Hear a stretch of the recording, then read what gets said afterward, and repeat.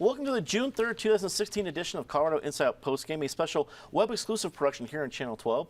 Let's get a quick take on a report from Complete Colorado. They reported this week that a law that passed with bipartisan support over 12 years ago, the Bill Owens administration, is now the cause for small businesses receiving labor violation fines well over $100,000. Where we thank our friends over at Complete Colorado and Todd Shepard for reporting on this story.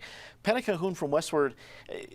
This is the kind of small headlines that don't make a lot of juice in a big election year. But it's the kind of stuff you imagine that lawmakers are going to want to get behind to change, especially if the initial plans, as it was reported, for the revenue from these fines for the entire year was supposed to make up just a little bit more than what they're charging one of these small business owners.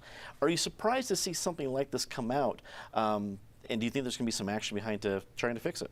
Well, I'm surprised we didn't hear about it sooner, and that's why I'm going to take a brief segue into thank God for Complete Colorado and all the independent publications out there, media outlets that are doing investigative reporting. Because when we used to have 2 daily papers, we used to have much more robust TV networks. Now we're down to a paper that's in the last daily with its next round of layoffs. We don't have that many people doing good work, so good for Todd Shepard. Now, it's also odd that no one had heard about this before, so great for him for listening to one of the small business owners who are so beleaguered with all the bureaucratic red tape they need to comply with every year, every quarter to fill out just to make sure they're doing business right. And the fact that some of them didn't get traction on their complaints earlier is outrageous. And of course, we'll see a bill coming up. This is one everyone can get behind because it wasn't the intention. Mm-hmm. David Copel, the Independence Institute and DU Law School. It seems on an issue like this, I mean, these small business owners are not going to have big-time lobbyist firms to lobby for them in the state capitol. And if one of them kind of goes off the radar because they have to claim bankruptcy, paying a $100,000 fine because they missed filing deadlines. This wasn't like major safety concerns. This is filing deadlines of workman's comp insurance. It wouldn't be on the radar unless you see a story like this. What do you think the reaction will be from lawmakers and officials? Well, the legislature passed this because employers do have to pay certain taxes on their employees, like you said, unemployment compensation, workman's compensation. And it's not fair to the ones who do it properly that others get an advantage by not doing it. But it's also true that the fines are grossly disproportionate here to the alleged wrongdoing, which seems to have been unintentional in any case. This is true pervasively. There's all kinds of things out there for which the actual fines are enormous. There are environmental violations where it can be like $25,000 per day, and not just and not something like you're discharging toxins into the river. It can be things that don't cause any real risk to human health. Law enforcement agencies are supposed to use discretion. You don't always have to go and get the maximum fine on anything. Just like in a prosecutor doesn't always can say, well, I could get 30 years on this if I arrange the charges creatively, but really the wrongdoing is let's maybe a year in jail would really be the appropriate thing. And the same thing here. I don't understand why the Colorado Department of Labor and Employment is insisting on prosecuting these cases at their maximal level. Joey Bunch, the Denver Post, you're one of our 2 reporters at the table today that work at the Capitol. Do you think there's going to be an appetite to try to remedy this, either from lawmakers or even from state officials who have the power to do something about it, and their hands aren't technically tied? Oh, absolutely. I think there'll be an attempt.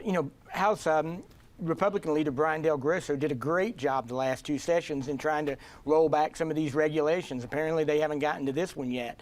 I think what Todd did was a great community service, and they will take a look at it. But I do agree with what Dave said, is that nobody likes a fine that they have to pay.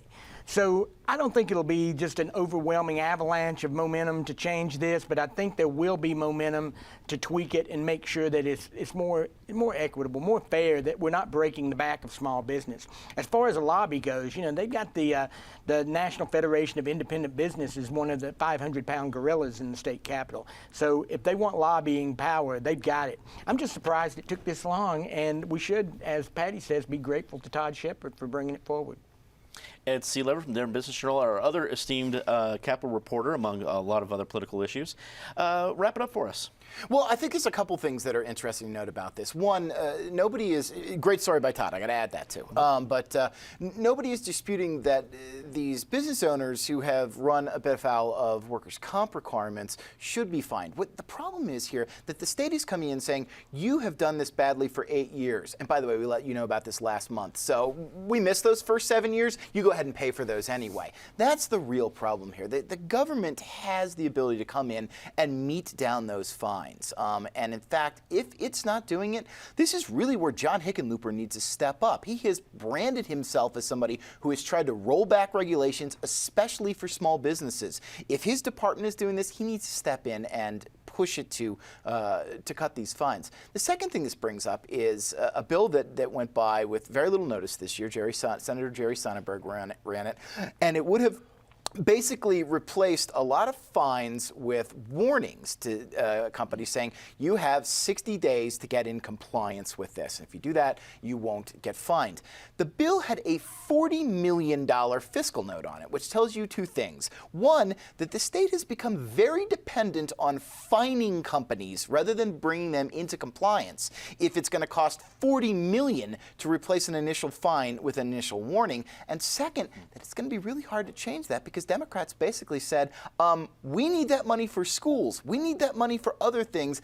I'm sorry, we don't want to get rid of this. So this may be a fight that comes back to the legislature, but if there's any real movement that needs to be made here, I think it needs to come from Hickenlooper. That's all the time we have for Colorado Inside Postgame this week. Leave us a comment and tell us what you think. For everyone here at CPT12.org, I'm Dominic Dezzutti. Thanks for watching.